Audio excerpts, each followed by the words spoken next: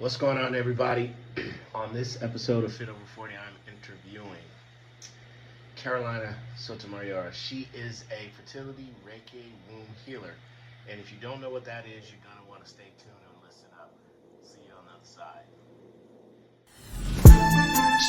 If you're over 40 and want to be the best version of yourself, Fit Over 40 with Coach Clarence is here to help. What's going on, everybody? Welcome to another episode of Fit Over 40. I'm your host, Coach Clarence, and today, as usual, I have an amazing guest. Her name is Carolina Sotomayor. And Thank of you. course, when I saw that come across the thing, I said, wait a minute, is that the Supreme Court Justice? And I'm We're not related. Are you guys, I'm sure you get that. Are you related? Okay. Maybe She's that's Puerto good or bad. Rican. I'm Ecuadorian. Okay. So we're both Hispanic, but different places. Okay, cool. Yeah. All right. So Carolina is a Reiki fertility womb healer, which I don't even know the beginning. So I want to learn just like you guys will learn. And make sure you ask questions and we'll give you where you can follow her and we can all learn today. So what I always like to do, Carolina, is just tell me how you started and how you got to here. I'll give you the Cliff Notes version. So I originally started my spiritual awakening shortly after my dad died. Grief and death was very bizarre to me. And I started asking why. And I wanted to know why, just because a person doesn't exist in the world, does your relationship have to end? So it expanded my spirituality and my belief in God and what was possible. And I went from talking to him every day to nothing. So I sought out a local medium that was on the radio, and she was pretty established here in Omaha. I'm in Nebraska. And I started taking classes with her. I was in grief therapy. Fast forward, I get married that same year. We're not getting pregnant. There's nothing wrong with me. I had horses. I fell off my horse. I was put on medical leave. And in the same week, my grief therapist and the psychic told me that I needed to get Reiki. I get Reiki, and the next month I'm testing positive with my son, Ollie, who's now 7.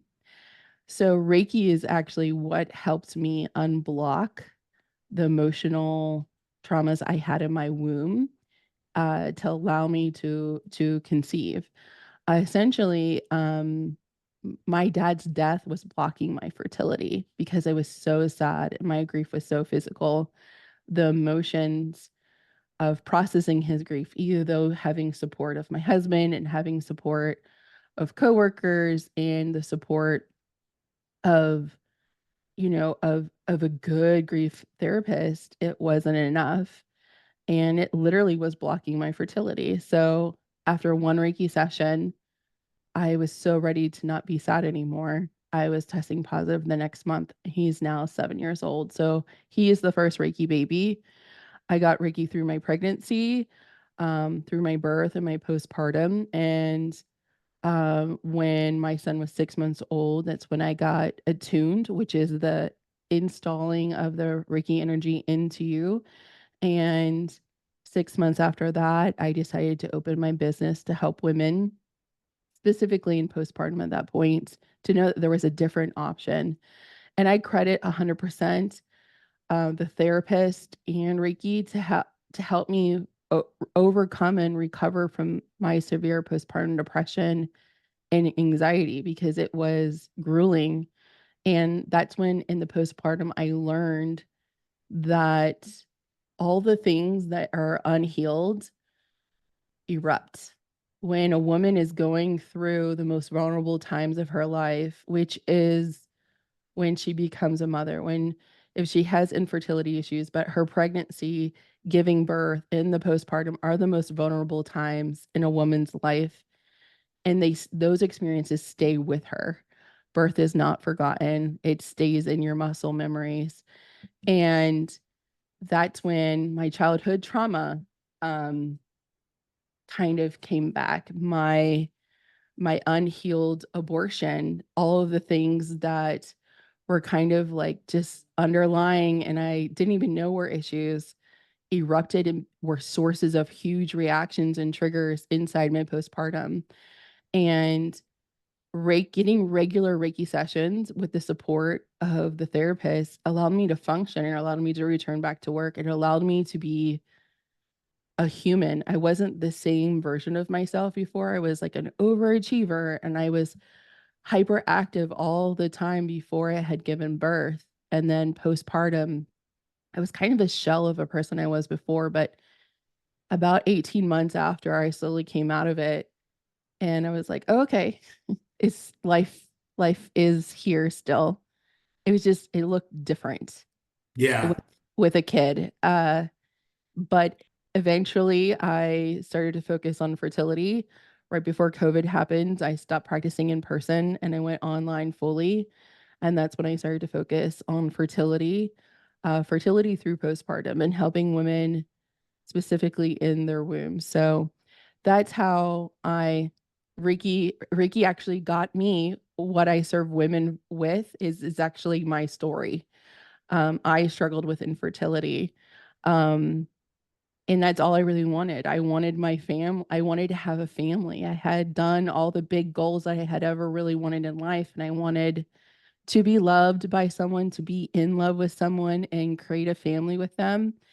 And maybe have a couple horses, a couple cats and dogs along the way. And we check. And we just wanted a little baby. And he's not so little anymore, but Yeah. and now, with Reiki, it's expanded who I am and it's expanded my experiences. And I truly believe that women deserve to conceive. And there's so many blockages beyond a woman's womb that keep women from conceiving. There's so many things that women have to go through to get resources or fertility support in our country. And economics is a huge barrier for a lot of women to get IUI, to even get insurance coverage, even if your insurance covers that.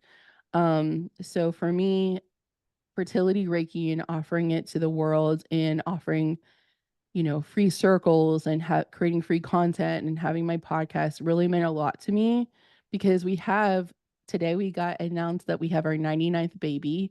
So we're almost to Okay. 100 babies. And Congratulations. thank you. It's just such a wonderful thing to help women conceive, have less painful periods, have periods restore their periods, because there's emotional wounds that are behind the physical ailments.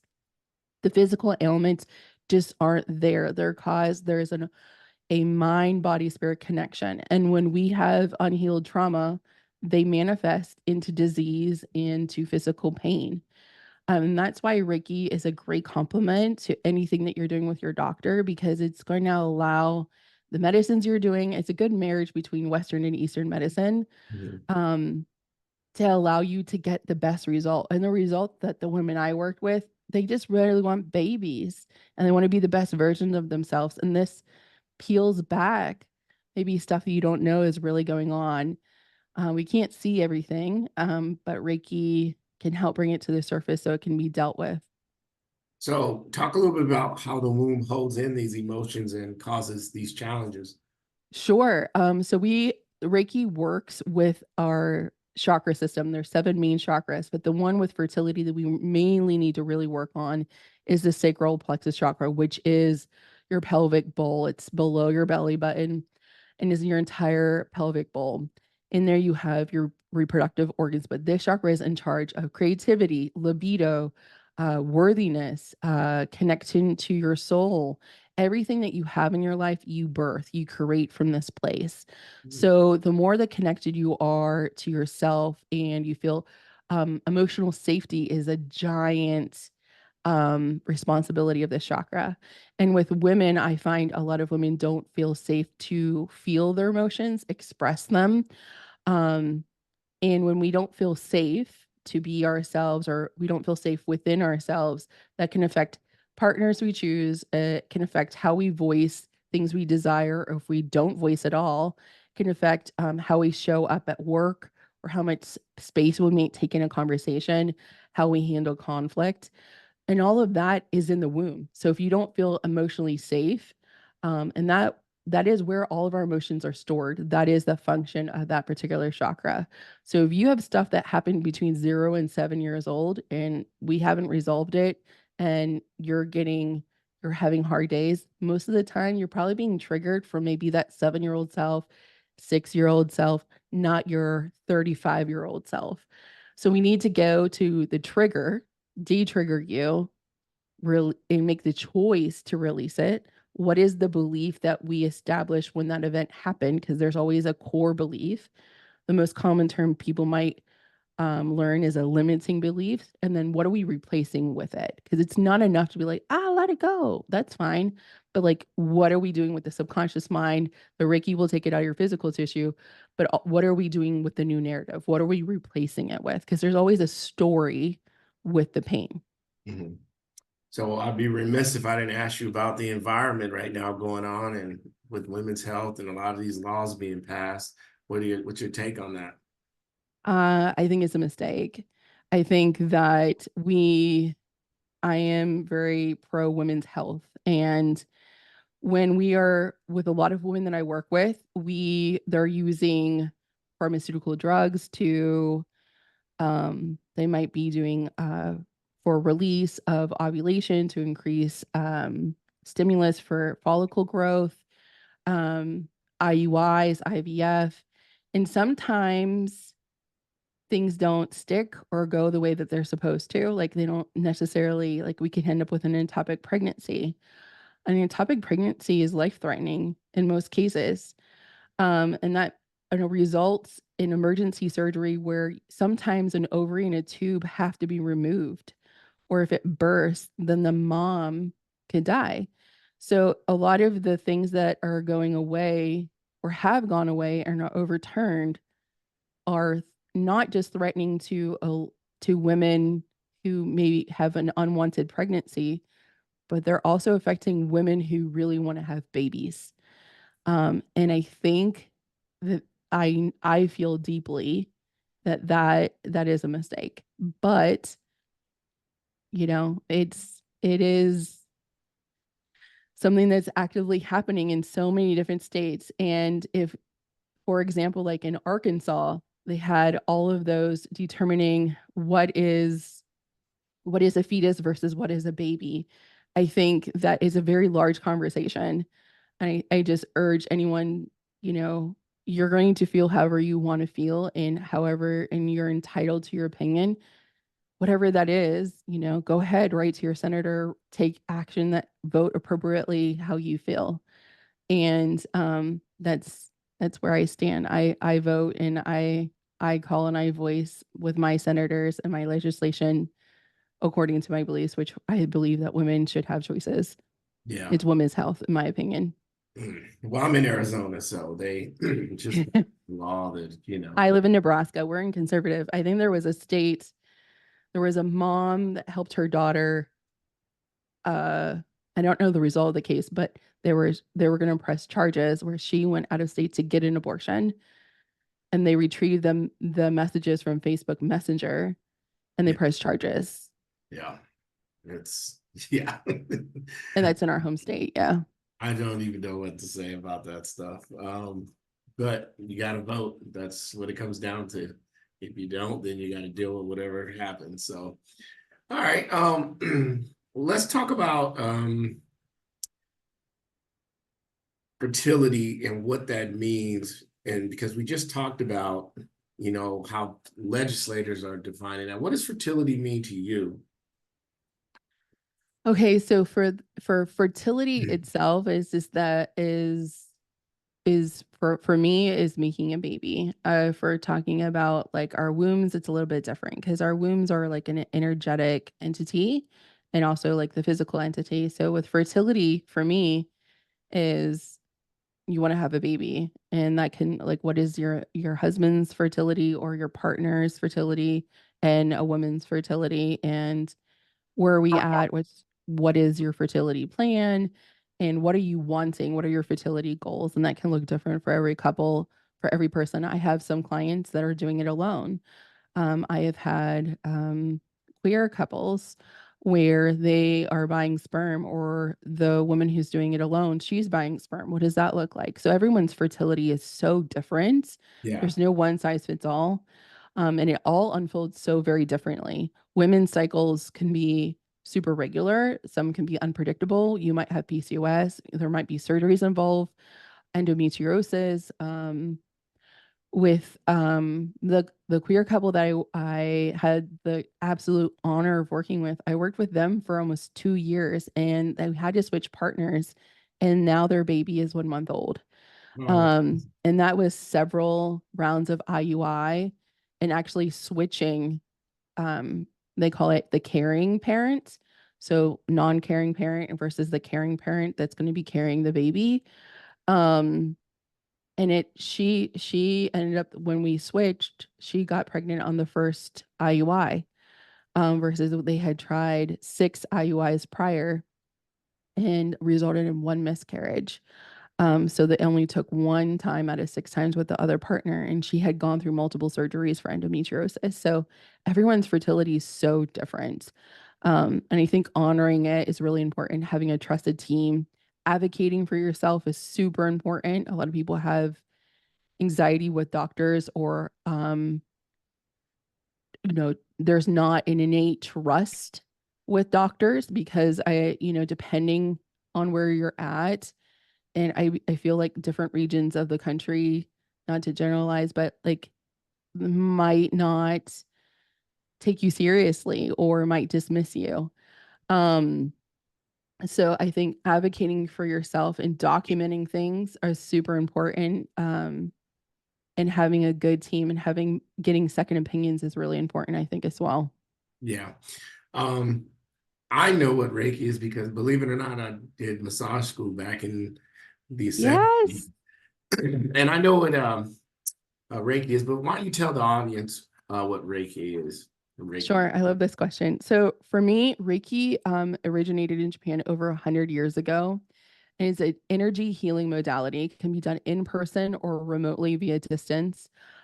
With Reiki, it is taking the life force energy. Essentially, that is the essence that makes something alive versus not. So that is the energy that is making the grass grow, your hair and nails grow, your lungs expand with air. And it's harnessing that energy with the palms of your hand and giving a consenting client Reiki, and allowing that life force energy that already exists inside them. It'll be amplified, and that energy passes through the practitioner to the client. The energy does not come from the practitioner, it comes from universe, God, source, Mother Earth, whatever your belief is. And once it, like the practitioner might be touching their feet, the energy is going to flow wherever it needs to go in the body, because your human body is designed to heal itself. So if a practitioner is working at your feet, you might feel waves of warmth or heat or tingles through your body. You might fall asleep, and the energy is going to move wherever it needs to go. You could see colors when your eyes are closed. You could cough, you could yawn. I've had some people cry Yes. because the Reiki is a high frequency. It's going to go into your tissues, and anything that is a lower vibration will be forced to the surface. It is also a very gentle, and easy way to heal. For example, you have 5 layers in your aura. It's going to penetrate all 5 layers. So if you have maybe an energy leak or a rip or tear in your aura on the outer layer, or if you have an imbalanced chakra or pain in your knee, it's going to go ahead and move through all of that energetic entire field of your aura to heal it all at once. And you should then feel uplifted, grounded. You should feel more like yourself. Some people get really like a burst of energy after, or some people are like really relaxed and then they go home and they sleep like the best sleep of their life. But yeah, I take it and I apply it to the womb. I align all of their chakras, particularly like focusing on the womb though. So how much time do you spend consulting folks before they begin this process? 'Cause I can imagine this is a process. You're not just one conversation and here comes a baby. So although that happened to me, that's another podcast. Oh my goodness, true story.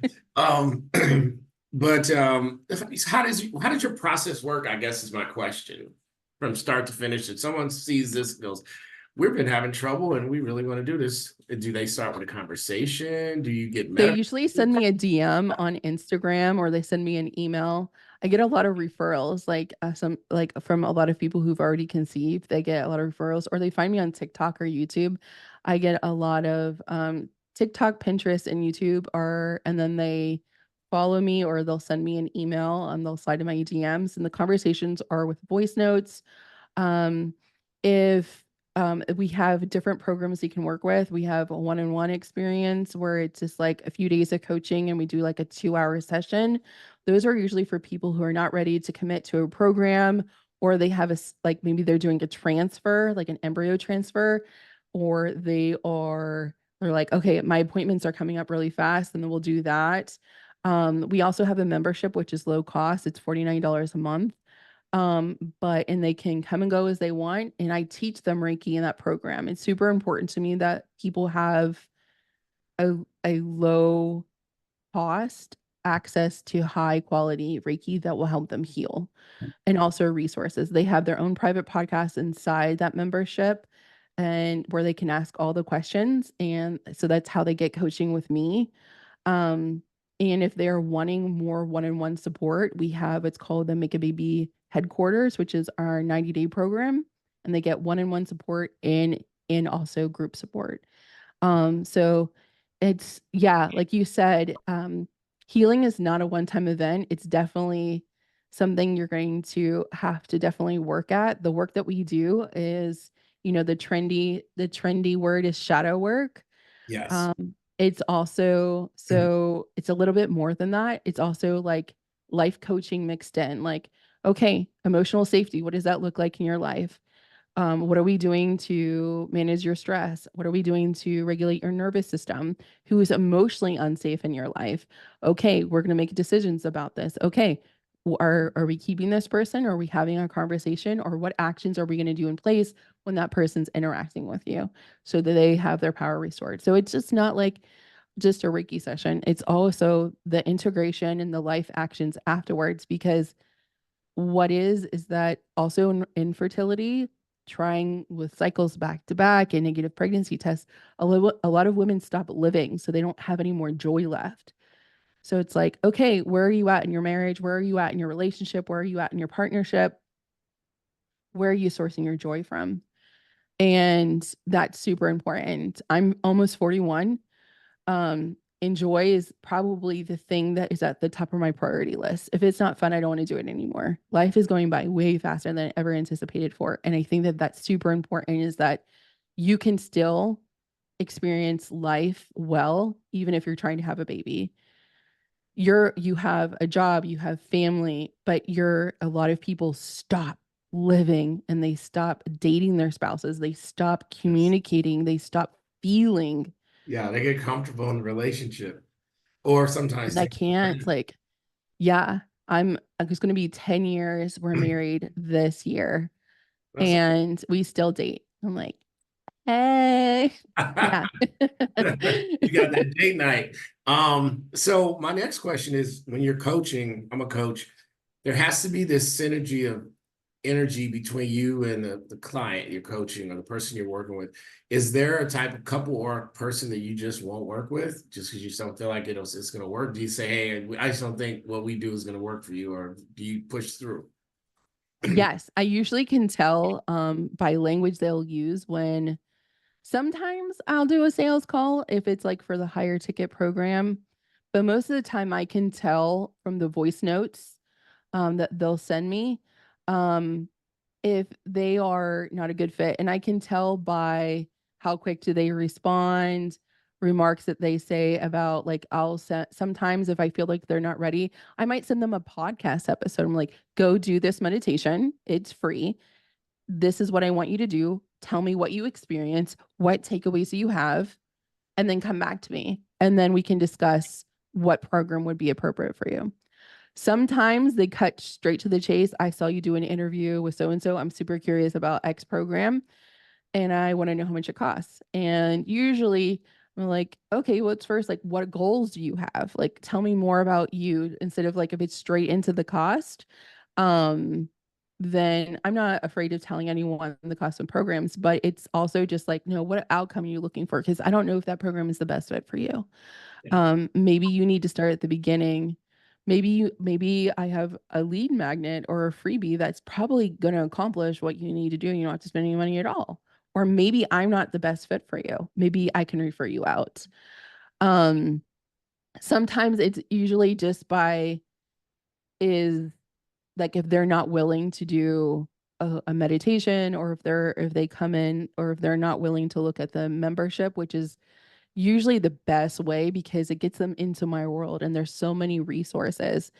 And if they're not really willing to show up inside the membership, then they're not going to be ready to do the work that's in the 90-day program, which is really intense because that means everything's laid out as easy as it possibly can in the membership and aligned and automated. Then they're not putting in the time and they really just don't want it. Or they really don't want to work with me. Doesn't mean that they don't want their baby, but then I'm not for them. Gotcha. I see. All right. So tell everybody, I mean, we've been talking about your business. Tell us about you and the family. What do you guys like to do? It's a Friday. What are you going to be doing this evening, this We're weekend? making pizzas. Okay. We got That's it all cool. planned. We're really excited. We got some pizza dough, and we're making pizzas tonight. And And um, everything from scratch? no, the pizza Whatever dough you we put bought on from there. Aldi. Okay. Everything's from Aldi's. We love some Aldi's. So tonight we'll do pizzas, we'll do movie night. I'll probably go live before he goes to sleep, and then I'll put him to bed. I usually go to sleep at the same time he does. And then tomorrow we have soccer. Soccer's new for us. He's never played a sport before. So our world really revolves around him. Yeah. We're one and done. And my husband works from home. And of course I'm self-employed. So I'm home too. And we have 3 puppies. I saw Um, them. Who are the puppies in the back? They made a few so cameos. There they are. that's the little one is Pig. He's 9 months old, and then the blonde one is Rico, and the They don't one on seem the too interested in the topic. they are in sloth mode. Right. They are in sloth mode. And then the one on the floor is Luna. So we have two Cavalier King Charles, and we have a Cocker Spaniel. Oh, So we love some spaniels in our house. But yeah, we are a very loud household. mhm. The three, my husband, not so much. My twin, the 7-year-old, is him and I, man, we have a lot of fun together. That's cool. But yeah, it's just us, and the weather's getting warm, so the trees are budding. So we'll probably go for a family walk after dinner. I Mhm. mean, a lot of people are like, "Oh, it's kind of boring." I've had like, not always the easiest life. So I told my husband when we got married, he goes, "I just want to do boring life things with you." And I am so grateful to have a stable home that's safe and to romanticize the romantic stuff, like boring everyday things that other people would say boring. I get to do these things. I get to be his wife. I get to be this kid's mom, and he's such a great kid. And I get to do this. Like I did a relaunch of my podcast this week. I get to do this stuff. Yeah, that's It could beautiful. have been so different, you know? So you So mentioned date nights really quick, not to interrupt, but so yeah. what's a date night for you two? What's the go-to? So we love trying new things, or I'm making my husband try new things and then I'll try it after. Um, So if it doesn't work out, Omaha has like a big restaurant scene. So he's always looking at like new things. There's like this, I think it's called Grow Omaha or something like that, that shares all of the things that are opening or they're building. So for us, we'll usually try a different kind of cuisine.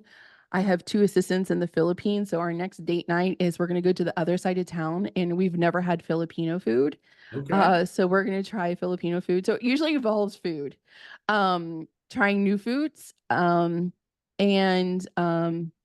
and other date nights, sometimes it's not date nights, sometimes it's like lunch dates because we Yeah. can't find a sitter. We don't have family in the area. So we might do you might do like a middle of the day movie sometimes. It's if there's nothing, but it's coming festival season, so that's going to be really fun. Very cool. All right, so you got a gift for the listeners. I Tell me do. about that.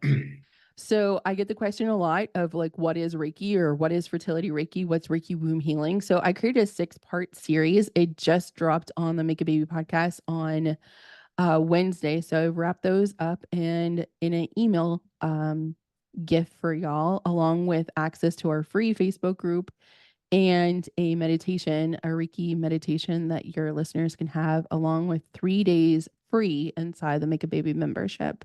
So they can try it out. And if they don't like it, they can dip and we will love you anyway. So I think people can experience Reiki and they should test it out before they can commit, or they would want it. They need to try things out. What if you've never had it? What if you don't like me? It's quite possible you may not like me. Not with that Um, cool hat you got on. Come on. I love I'm, hats I'm and red like thinking, I lipstick. got a bunch of hats. I'm like, I typically wear a hat, and I'm like looking at you going, man, I didn't show up today. I have a very polarizing personality. So either you love me or you hate me. So that's what we're giving to your listeners. 3 days inside the membership, you'll have the full experience. All right, so where can people follow you and find out more about all the ones that I'm you're doing? I'm most active on TikTok. We have our largest following there. The Carolina Sotomayor, and it's the same handle on Instagram. Send me a voice note. Let me know what you liked about this episode or what you disagreed with. I would love to get to know you. I would love to hear from you. And you can always reach out on my website, carolinasotomayor.com. All right. All right, everybody. Another wonderful conversation. And we will see y'all next week on Fit Over 40. I'm your host, Coach Clarence.